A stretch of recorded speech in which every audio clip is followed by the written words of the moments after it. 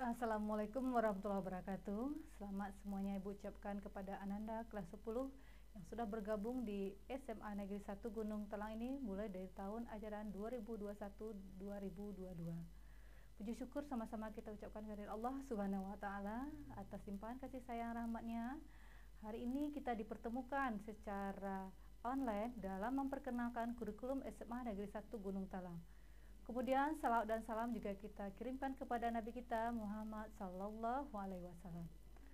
Baiklah Nanda semuanya, Ibu perkenalkan diri dulu. Nama Yuni Harnita. Sekarang ini memandu semuanya, anak Anda semuanya dalam pemilihan, dalam penilaian, dan dalam proses pembelajaran di SMA Negeri 1 Gunung Telang. Baiklah anak-anak semuanya, untuk kamu ketahui bahwa di sekolah kita ini kurikulum yang kita gunakan itu adalah kurikulum 2013. Kurikulum ini sudah dipakai oleh sekolah sejak tahun 2013-2014. Jadi kalau sudah dihitung itu sudah berjalan ke 8 tahun. Nah, di sekolah kita ada 2 peminatan atau 2 penjurusan, yaitu MIPA dan IPS.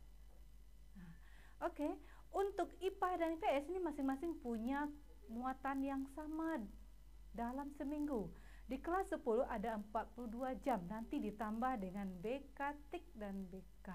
Jadi ada 44 jam seminggu yang harus kamu geluti itu di dalam pembelajaran.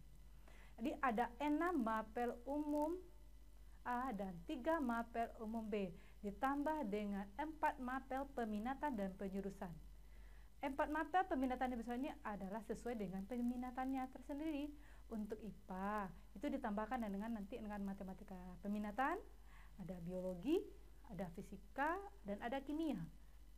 Kemudian untuk peminatan IPS kita tambah lagi 4 yang IPS ya. Ada geografi, ada sejarah, sosiologi, dan ekonomi. Oke. Nah, mekanisme untuk pemilihan penjurusan IPA dan IPS ini banyak sekali yang kita pertimbangkan. Nah, apa itu yang kita pertimbangkan? Pertama, dalam pendaftaran itu kita lihat dulu bagaimana nilai-nilainya di SMP dari semester 1 sampai semester 5. Bagaimana nilainya, apakah cenderung ke IPA atau ke IPS. Kemudian juga kita lihat lagi ijazah terakhirnya atau SKL-nya. Nah, kemudian ada rekomendasi dari guru BK SMP, IPA atau IPS. Apalagi ada angket. Jadi pada pendaftaran kemarin Anda semuanya kan ada angket itu yang diisi oleh Anda sendiri dan orang tua. Jadi apakah IPA atau IPS linear dengan cita-cita dan jurusannya. Terakhir adalah ini yang diadakan sekolah pada tahap 1 kemarin adalah tes psikotes atau tes penjurusan minat dan bakat. Nah, itu mekanisme peminatan yang ada di sekolah kita. Nah, oke.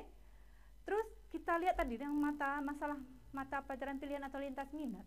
Di sekolah kita kan ada 2 jurusan, IPA dan IPS. Nah, untuk kelas 10 dia wajib memilih 2 mapel di luar peminatannya, di luar jurusannya. Bisa saja dia memilih di jurusan bahasa dan sastra dan di jurusan yang lain. Kalau dia IPA berarti dia di IPS. Nah, di sekolah kita untuk MIPA dia melintas ada 4 pilihan. Pertama bahasa dan sastra Inggris, kemudian ada ekonomi, ada geografi, dan sosiologi. Jadi anak kami yang jurusan IPA nanti, jadi ada 4 mapel ini yang tersedia diambil 2 untuk mata pelajaran lintas minat atau pilihannya. Nah, untuk mata pelajaran untuk peminatan IPS dia juga memilih 2 mapel. Yang tersedia di sekolah kita itu bahasa dan sastra Inggris, ada biologi, fisika, dan kimia. Dia ada 4. Nah, itu dia mapel yang tersedia untuk lintas minat IPS. Oke? Nah, sekarang kita lihat penilaian. Nah, penilaiannya sangat alot sekali, Anda semuanya harap diperhatikan. Penilaian kita adalah penilaian autentik, yang sahih. Nah, penilaian kita itu sekali ikat tuh ada 3 yang saling berhubungan erat, tidak boleh terpisah, saling berkaitan, saling mempengaruhi. Penilaian sikap, penilaian pengetahuan, dan penilaian keterampilan. Nah, apa itu penilaian sikap?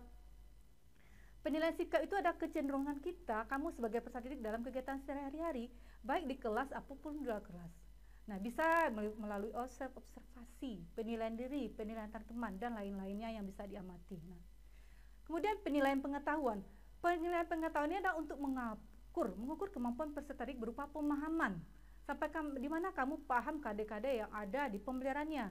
Bisa berupa faktual, prosedur, dan metakognitif. Dan bisa juga mengukur pemikiran tingkat tinggi.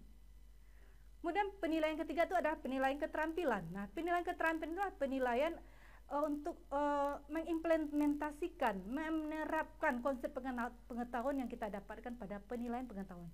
Jadi ketiga nilai ini nanti tertuang pada laporannya, pada laporan akhir semester dan juga pada laporan tengah semester pada laporan kamu semua. Jadi semuanya harap diperhatikan.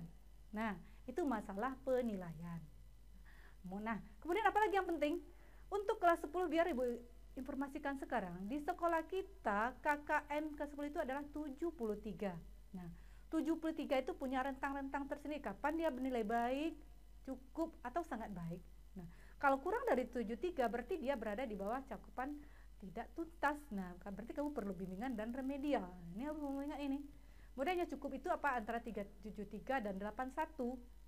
Yang baik itu apa? 82 sampai 91. Nah, di atas nanti adalah kategori predikat sangat baik. Nah, untuk naik kelas, kamu harus memenuhi kriteria berikut. Nah, itu tentang KKM. KKM ini nanti kelihatan sekali itu pada penilaian pengetahuan dan keterampilan. Nah, terus kamu akan naik kelas. Kelas ini akan dinilai nanti pada semester genap. Jadi setelah berjalan 2 semester, kamu akan dinilai nanti. Nah, apa syaratnya? Yang pertama sikap tadi. Penilaian pertama kan sikap tadi ya. Itu penilaian sikap kita itu minimal baik. Jadi anak-anak semua perhatikan sekali sikap kita. Jangan sampai kita mempunyai perilaku yang kurang tentang penilaian sikap. Satu saja yang nilainya tidak B atau C saja itu membuat kita tetap tinggal, harus mengulang lagi. Nah, setelah sekurang-kurangnya minimal baik sikap. Yang kedua apa? Nah, ada kegiatan ekstrakurikuler wajib di sekolah kita namanya pramuka. Kamu juga harus mempunyai nilai minimal baik di kegiatan ekstrakurikuler ini. Kemudian apalagi yang ketiga, rata. Ada mata pelajaran kelas semester 1, semester 2 nanti dilihat mana rata mapelnya itu yang linear. Baik itu pengetahuan keterampilan. Paling banyak tidak boleh lebih dari 2 yang di bawah KKM kita tadi. Berarti kalau kita jumlahkan, kita rata-rata ada yang boleh di bawah paling banyak 2 mapel di bawah 73. Kehadiran ini adalah nilai proses. Ini sangat menentukan sekali dalam penilaian kita. Apakah kehadirannya sangat minim, hadir atau tidak. Nah, ini kan mempengaruhi nanti dalam pemilihan proses. Karena kita ada penilaian sikap, pengetahuan dan keterampilan tadi. Jadi setidaknya untuk dapat naik kelas, itu diharapkan kehadirannya minimal 80%. Nah, apalagi yang mempengaruhi kenaikan kelas? Nah, ini dia, tata tertib. Apakah anak-anak semuanya aman, tidak bermasalah, tidak melakukan pelanggaran berat? Nah, berarti ini aman. Tapi kalau dia melakukan pelanggaran berat, nah, berarti kena di sini nanti. Bisa dipermasalahkan pada kenaikan kelasnya. Jadi kamu harus tahu ini semuanya, jangan sampai tidak tahu. Nah, itu tentang prosedur kenaikan kelas. Nah, bisa paham ya? Oke. Sekian dulu ya. Terima kasih semuanya. Wabillahi taufiq wal hidayah. Assalamualaikum warahmatullahi wabarakatuh.